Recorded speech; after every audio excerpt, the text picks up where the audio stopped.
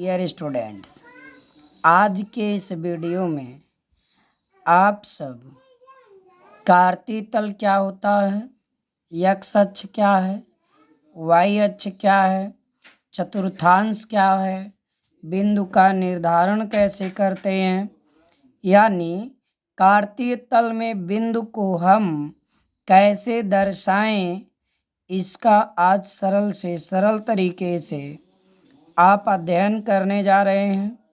और वीडियो को अंत तक देखने का प्रयास ज़रूर करें, क्योंकि बहुत ही अच्छा सा इसमें सजेशन दिया जाएगा और जो मॉडल होगा इसका बड़ा ही सरल होगा और टीचिंग का जो ये तरीका है बड़ा ही सरल तरीका अपनाया गया है। तो अमूल्य समय आपने दिया है, यूट्यूब चैनल लेकर मोबाइल आप बैठे हैं तो ज़रूर देख करके ही वीडियो छोड़ें, इसमें आपका हित होगा। तो आइए सबसे पहले हम ये बताएं कि कार्तीय तल क्या होता है। नाम बहुत सुने होंगे, प्रश्न भी लगाए होंगे, शायद इसकी डिफिनेशन इसके बारे में आप कुछ बोल सकते हैं। तो देखिए, कार्तीय तल के बारे में मैं बताना चाहता हूं तो एक फिगर यहां आपके सामने मैं पेश करता हूं। ये देखिए एक फिगर है, इस फिगर में आप देख रहे हैं दो रेखाएं एक दूसरे को लंबवत 90 डिग्री पर यहाँ एक दूसरे को प्रतिच्छेद कर रही हैं, ठीक। तो तल में जब दो लंबिक रेखाएं, देखिए एक ये रेखा है और एक ये रेखा है, जब दो लंबिक रेखाएं एक दूसरे को प्रतिच्छेद करती हैं तो वह तल चार भागों में बंट जाता है। इसी को कार्तीय तल या निर्देशांक तल भी कहते हैं।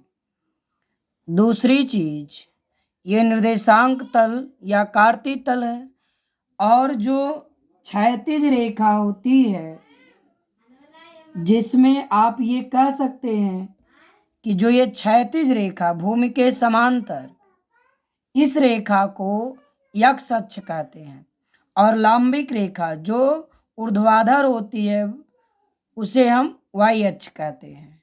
इसको ध्यान से आप समझेंगे, इसका एक वीडियो और अपलोड है तो इसे आप ध्यान से देख करके जान चुके होंगे। तो ये एक्स अक्ष है और यह वाई अक्ष है। दर्शाने के लिए एक्स हो एक्स डैश बोलते हैं यहाँ, और वाई हो यहाँ पर वाई डैश होता है, ठीक है। तो ये कार्तीय तल आप समझ चुके हैं और इसी के लिए थोड़ा सा आपको फिगर क्लियर दिखे तो यहाँ आप देखिए फिगर आपको पूरा दिख रहा है।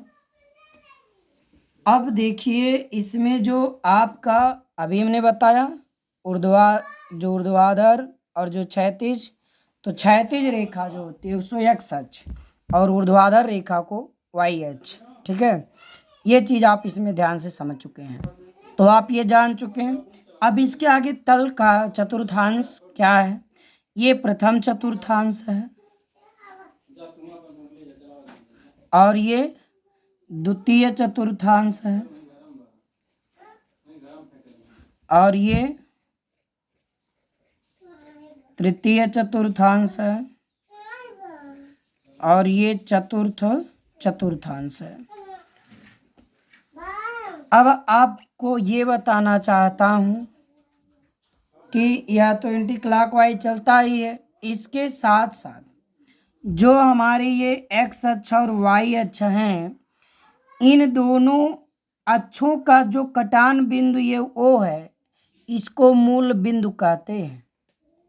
इसको क्या कहते हैं? मूल बिंदु। यहाँ मैं थोड़ा एरो से इंडिकेट करता हूँ, ये मूल बिंदु होता है। तो मूल बिंदु का निर्देशांक 0 0 होता है, क्योंकि हम किसी भी अक्ष पे कोई दूरी नहीं तय किए, तो इसलिए मूल बिंदु का जो निर्देशांक होता है वो 0 0 होता है। अब सवाल बनता है कि वाई अक्ष से किसी बिंदु की दूरी को क्या कहा जाएगा।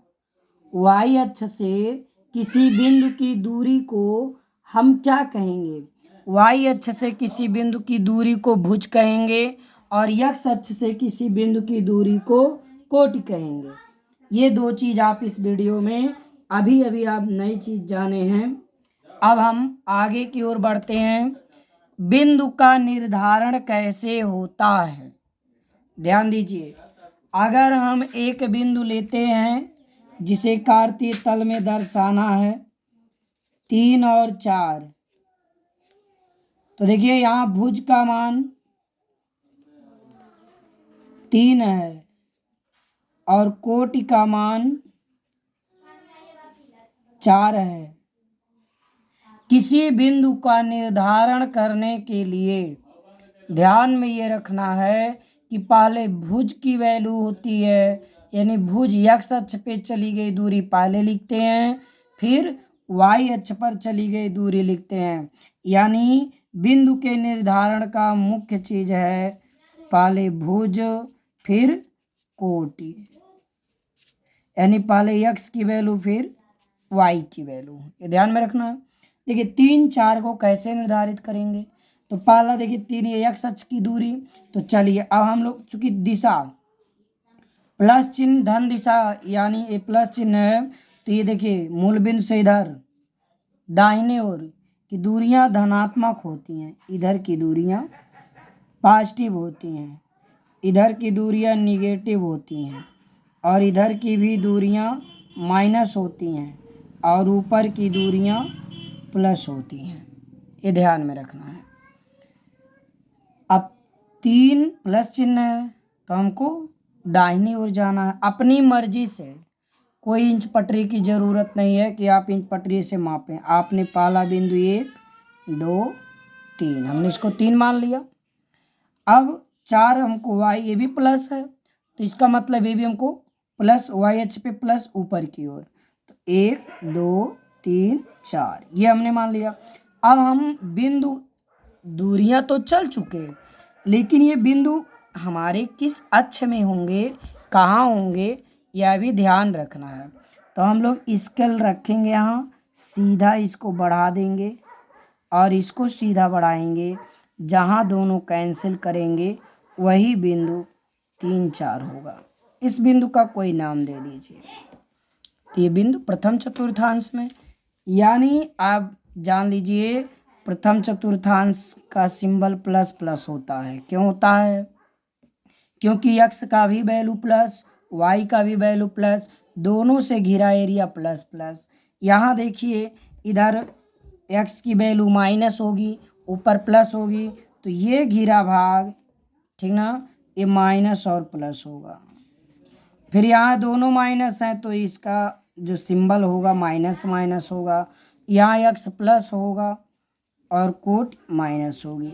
ये हमारे चतुर्थांशों के चिन्ह हैं, इनका भी ध्यान रखा जाता है। चलिए एक बिंदु और हम लेते हैं, वह बिंदु लेते हैं -3 और -8। अब ये बी बिंदु का मान लीजिए निर्देशांक है, कहाँ होगा, तो -3 -8। तो इसके लिए हम एक फिगर यहाँ बना लेते हैं छोटा सा ऐसे, और ये मूल बिंदु है।